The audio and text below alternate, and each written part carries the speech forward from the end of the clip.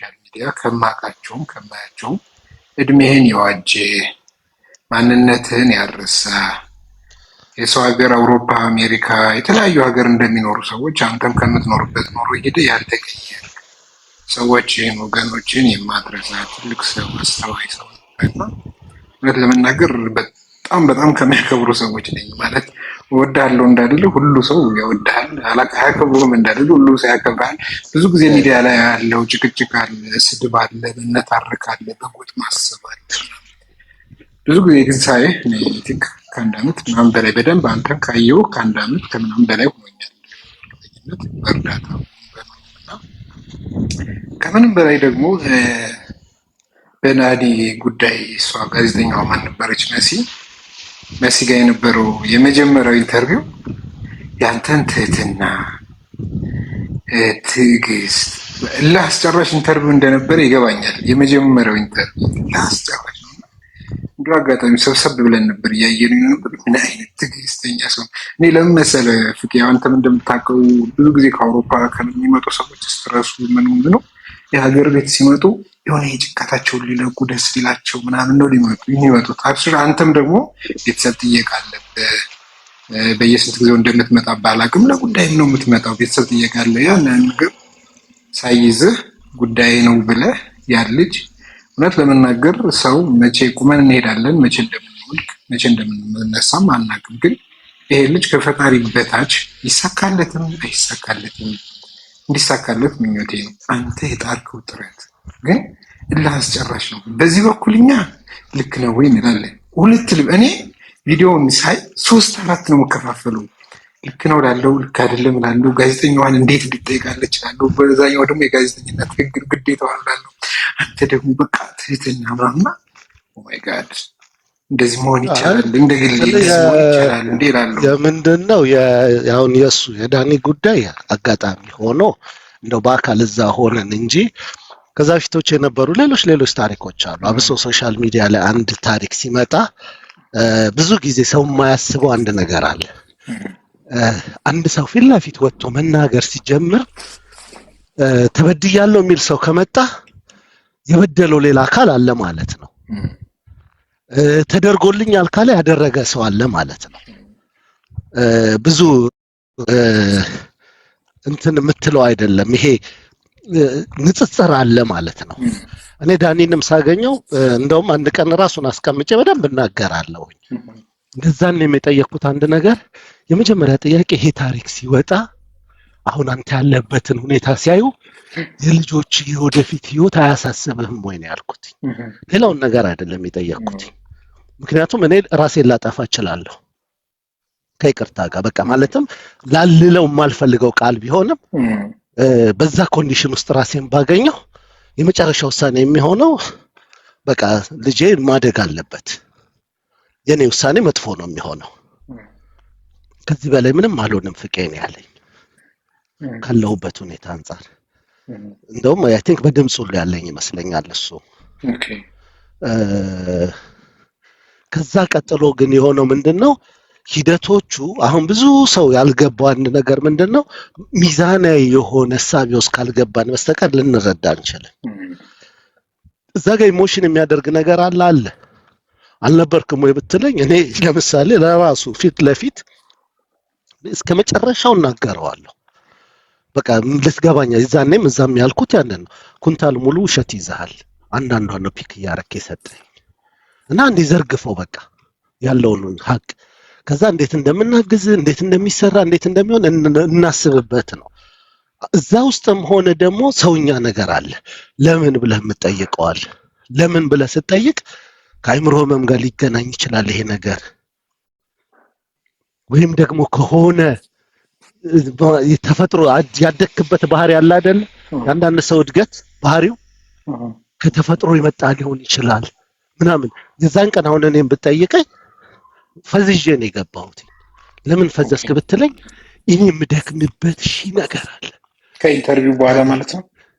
ከኢንተርቪው ጋር ልንገባ ስናል ኦኬ ከአንድ ቀን በፊት መቄዶንያ ዝግጅት አድርጎ የምስጋና ፕሮግራም እና አሁን ሰሞኑን ለሚሰበሰበው ፕሮግራም እዛ ነበርኩኝ። እዛ ሆኜ የሆነ ሜሴጆች ደርሷት ትልክልኛለች። ቀኑን ሙሉ የዋልኩት የስደት ተመላሾች ጋር ነው ከሱ ጋር ምናምንና ቢዚ ውስብስብ ነበር ነገር የከታተለ ስለነበር ቢዚ ነበር።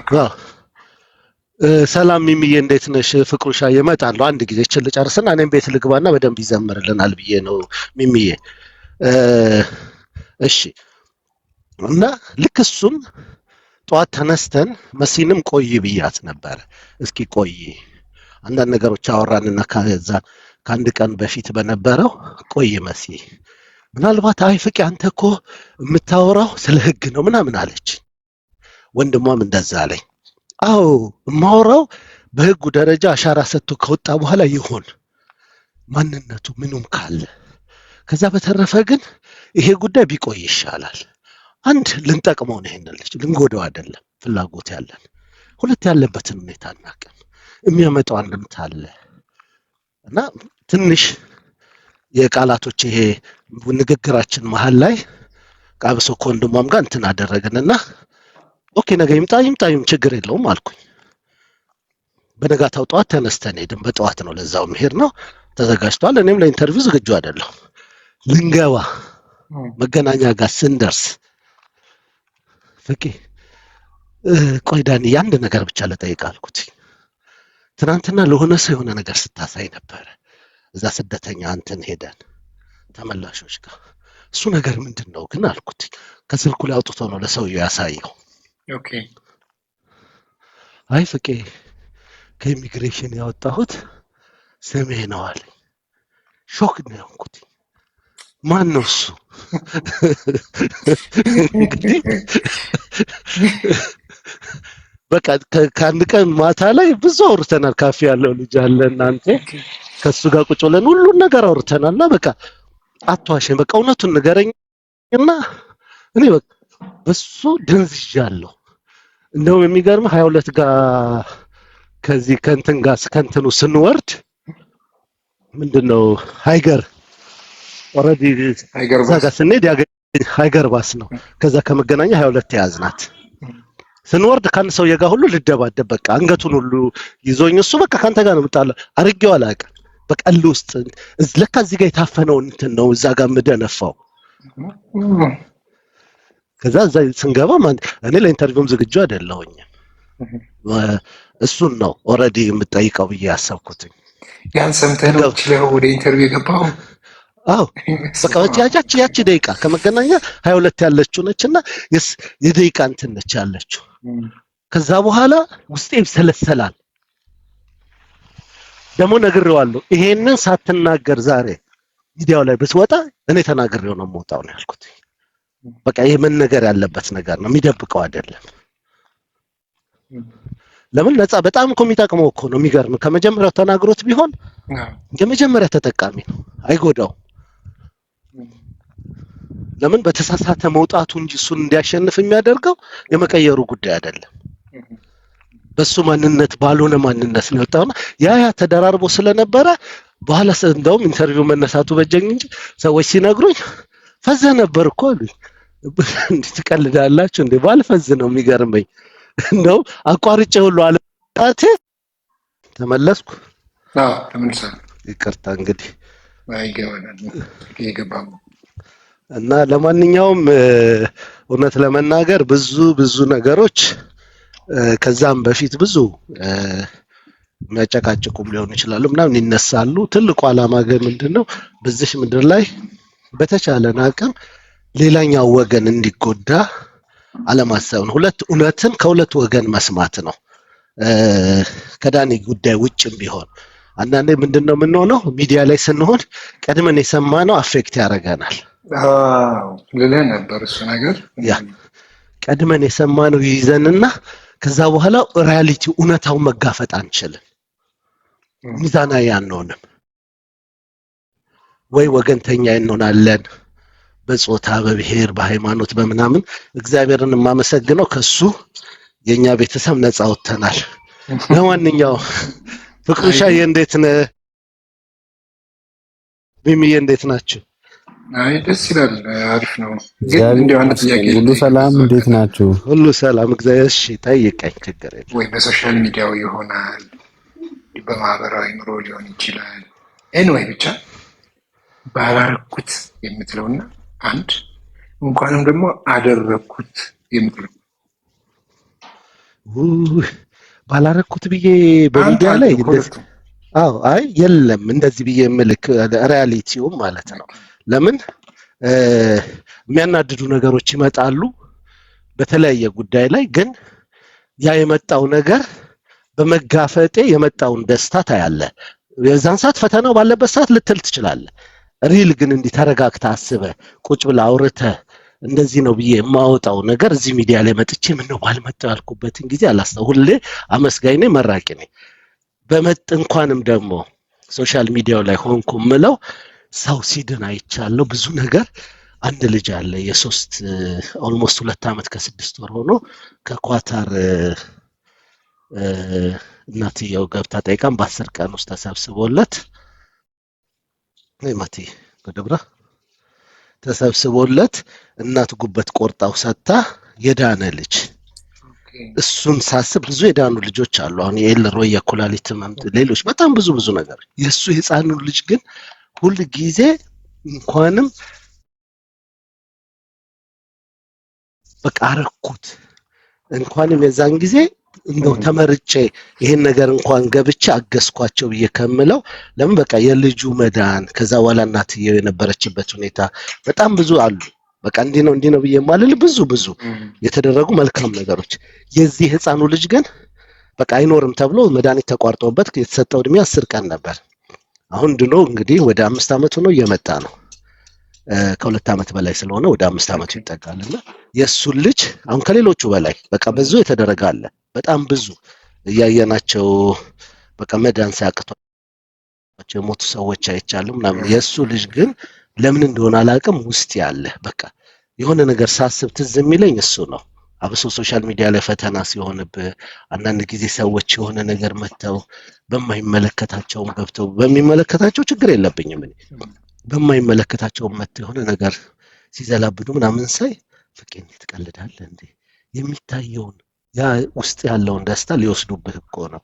ምክንያቱም እኔ ደብሮኝ ዲፕሬሽን ውስጥ ገብቼ ቤቴ ክላሴን ዘግቼ ብመጣ የማይመጣ አበሻ ምን አይነት ህይወት ውስጥ ሆነ ምንም ትዝም ማትለው ሰውዬ የሆነ ነገር አድርገህ ፈተና መምጣት ሲጀምር ለሱ አዝነን እኮ ነው ብለው የሚመጡ ሰዎች አሉ።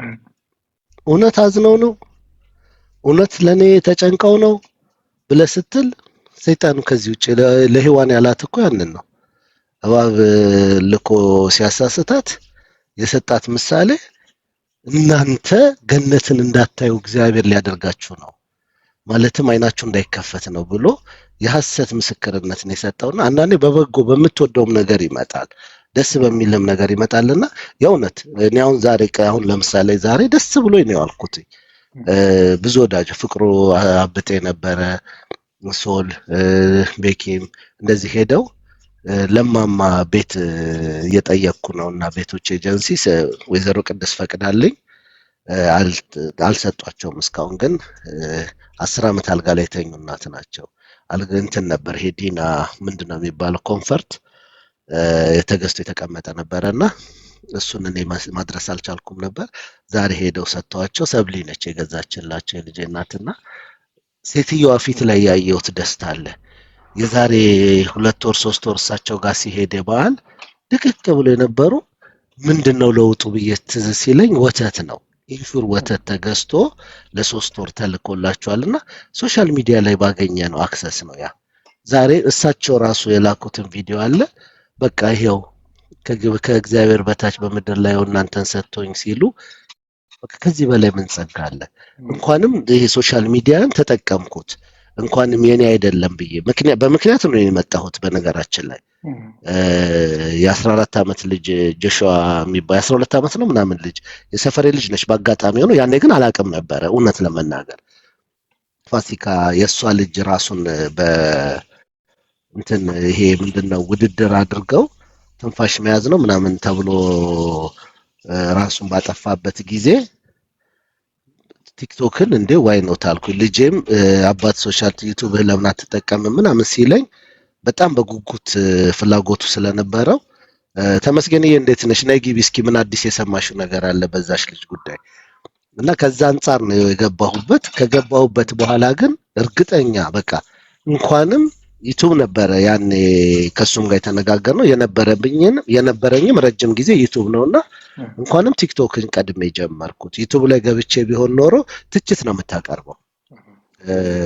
ይሄ መፍትሄ ሀሳብ ውስጥ አትመጣም። ለምን እንትኑ የሚፈልገውን ነው የምትሄደው። ከዛ በኋላ ደግሞ ኢንካሙ ያጓጓሃል። ሰዎች የሰሩትን ነው የምተቸው። ቀላል ነው።